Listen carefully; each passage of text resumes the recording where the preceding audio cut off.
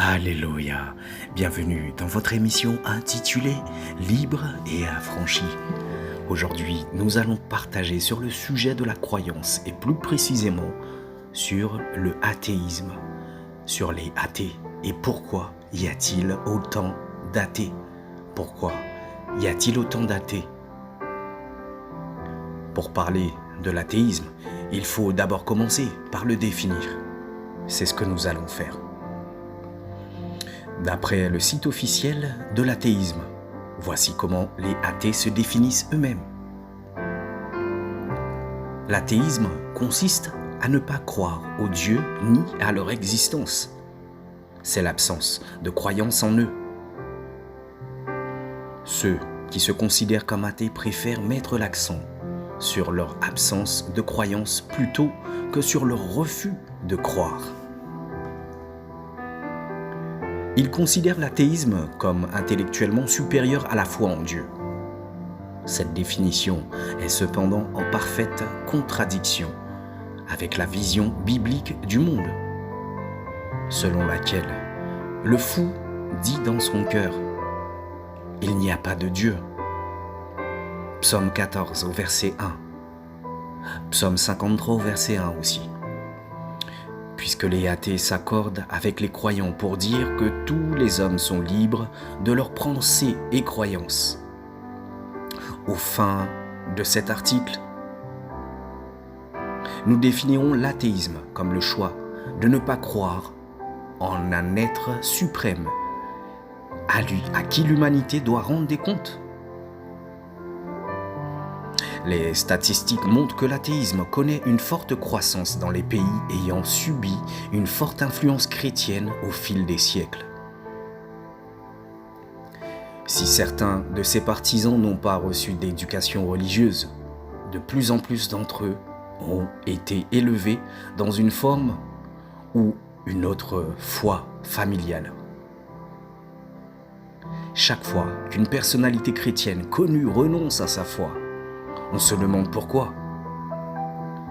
Qu'est-ce qui fait qu'il en est tant qui cesse de croire en Dieu alors que son œuvre est si clairement visible?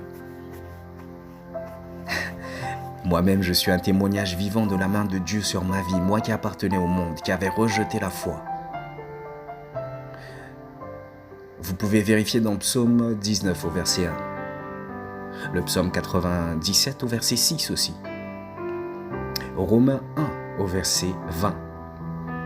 Si aucune culture au monde n'est exempte d'une foi en une déité quelconque, pourquoi est-il tant de gens qui affirment ne croire en aucun Dieu?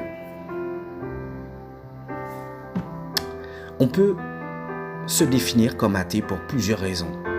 D'abord, par ignorance. Un manque d'information peut mener à la conclusion qu'il n'y a rien en dehors de notre univers et de ce que l'homme perçoit. C'est ce que le monde veut vous faire croire. C'est ce que les scientifiques, la science, les hommes veulent vous faire croire. Parce qu'on est tous manipulés. Je pense qu'avec le confinement, vous pouvez bien voir et observer que c'est le cas. Puisqu'il y a toujours tant de questions sans réponse. L'ignorance comble souvent les fossés par des idées issues de son imagination, ce qui mène aux fausses religions et à l'athéisme. Des informations incomplètes sur Dieu sont souvent teintées de mythologie ou de superstitions religieuses, au point où toute référence au surnaturel ressemble à un conte de fées. Face à toute cette confusion, certains concluent que la vérité n'existe pas et jettent le bébé avec l'eau du bain.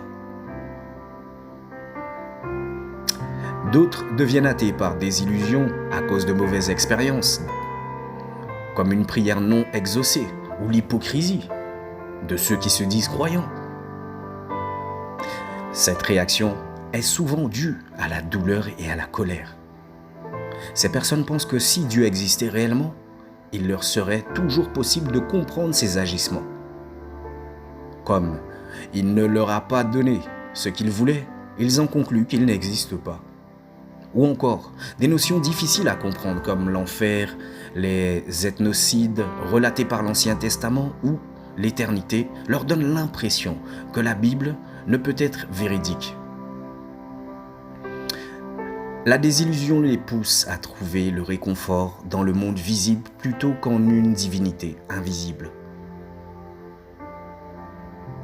Pour éviter d'être encore déçus, ils abandonnent la foi et se rassurent en se disant que Dieu n'existe tout simplement pas. Une autre catégorie étroitement liée à la précédente est celle de ceux qui se disent athées alors qu'ils sont en fait en guerre contre Dieu. Certains cachent leur profonde haine de Dieu derrière l'étiquette d'athée. Ils sont remplis d'une profonde antipathie envers toute forme de religion, souvent à cause d'abus ou de traumatismes dus à l'enfance. Alors, ils se vengent. Ils se vengent d'un Dieu qu'ils considèrent comme cruel en niant fermement son existence. Leurs blessures du passé sont si profondes qu'il leur est plus facile de nier l'existence de Dieu que d'admettre qu'ils le détestent ou qu'ils sont en rébellion. Les vrais athées ne considèrent pas ces personnes comme étant des leurs, parce qu'être en colère contre Dieu, c'est admettre son existence. Alléluia. Mais beaucoup se disent athées tout en criant leur colère contre ce Dieu dont ils nient l'existence. D'autres rejettent l'idée de Dieu parce qu'ils voudraient que son existence soit plus manifeste.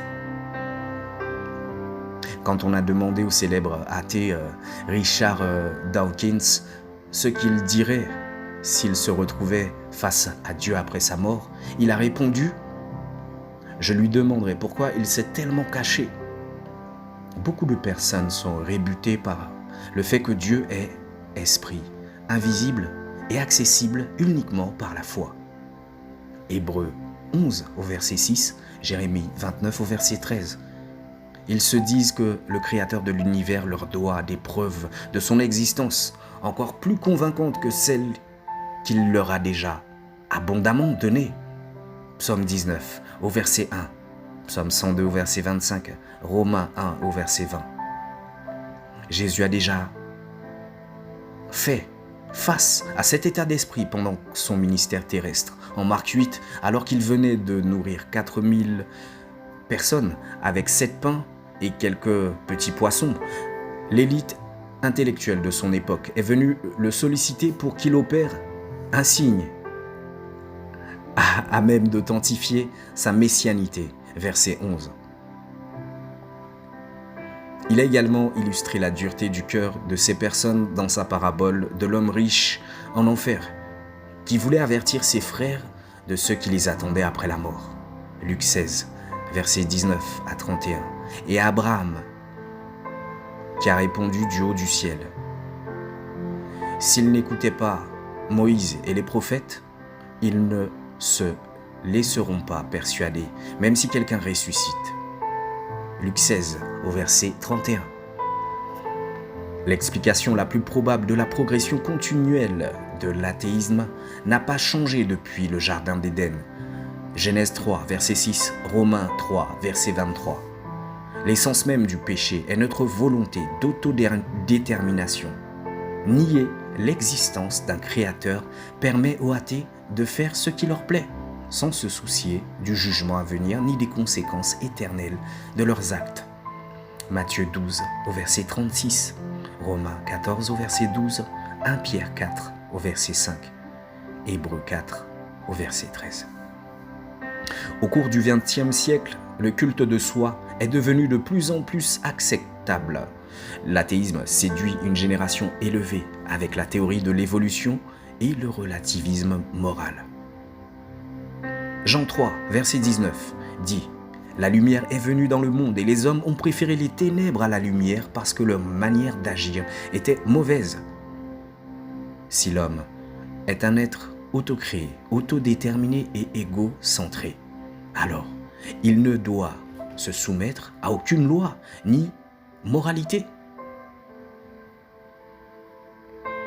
Il n'y a plus de vérité absolue, ni personne à qui nous devons rendre des comptes.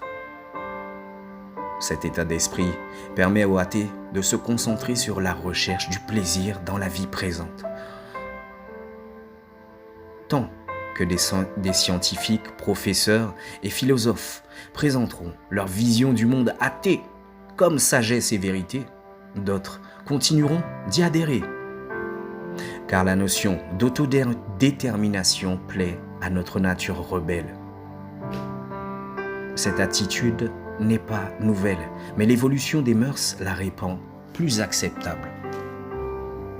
Romains 1, versets 18 à 31 décrit en détail les conséquences du rejet de l'autorité divine. Le verset 28 dit « Comme ils n'ont pas jugé bon de connaître Dieu, Dieu les a livrés à leur intelligence déréglée, de sorte qu'ils commettent des actes indignes. » Le monde tel que nous le connaissons est le fruit de cette dépravation. Ce que les athées appellent lumière, Dieu l'appelle folie. Romains 1 au verset 22 dit « Ils se vantent d'être sages, mais ils sont devenus fous, puisque la crainte de l'Éternel est le commencement de la sagesse. » Psaume 111 au verset 10, Proverbe 1 au verset 7, Proverbe 9 au verset 10. Alors, nier l'Éternel et être athée, pratiquer l'athéisme est le commencement de la folie. Mais Dieu, dans son amour, reste toujours disponible. Il te tend la main chaque jour. Rien n'est trop tard. Donne ta vie au Seigneur. Donne ta vie au Seigneur afin qu'il te transforme, qu'il change ta vie, qu'il prenne le contrôle. Soyez abondamment bénis. C'est tout pour aujourd'hui.